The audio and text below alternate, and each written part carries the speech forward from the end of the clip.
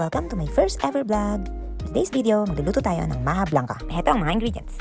Nest all-purpose cream, super corn, coconut milk, cornstarch yan ha, fresh milk, cheese. Yun lang po. Unang step, tinunaw ko yung cornstarch sa fresh milk. 3 kutsarang cornstarch ang ginamit ko dyan. Wala pa kasi ako measuring cup, pero effective pa rin. Ganun talaga, discarding Pinoy tayo dito eh. Okay lang din walang measuring cup. Basta't may pagmamahal, saktong luto pa rin. Char! Ngayon naman, bubuhos na natin yung fresh milk. Wala akong measuring cup, kaya tansya-tansya na lang. Alam nyo na, sukat by feelings. Kung gaano karaming fresh milk, depende kung gaano ka fresh yung mood mo ngayon. Uy! Kaya guys, tiwala lang sa instinct natin sa kusina. Okay, ready na ang kasirola. At nilagay ko na agad ang coconut milk. Dahan-dahan lang ang pagbuhos sa coconut milk ha. Smooth lang dapat at lalong walang drama. Tulad kasi ng sabi nila, sa kusina, ang magic daw, konting pasensya, konting love, at syempre, may konting halo.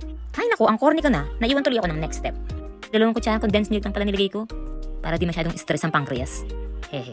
At nilagay ko na ang mais. Buhos-buhos. At as usual, halo-halo ulit. Buksan na natin ang apoy. Sa medium heat lang ha. Then, tikman na natin. Pag medyo matabang, lagyan nyo na lang ng asukal. At eto na, ibubusan natin ng all-purpose cream. Ay nako, na-overchill ko kasi kagabi sa ref. Ayan tuloy, ayaw niyang mabuhos. Sige lang, tak-tak. Okay. Ay, salamat. And then, hinalo ko na uli siya. Hirap na hirap ako sa paghalo dahil sa overchill na all-purpose cream na yan. Lagay ko na rin yung 2 slices ng cheese. Hindi ko na hiniwa, matutunaw din naman siya. Okay, halo-halo uli. As usual. Tayo natin kumulo. I-ready na natin yung lalagyan. Dapat tunaw to eh. Dapat melted butter o kaya oil. Kung kumukulo siya, dahan-dahan natin ibuhos ang tinunaw na cornstarch. Continuous stirring lang natin. Unti-unti. Medium heat pa rin ako. Ibuhusan natin lahat.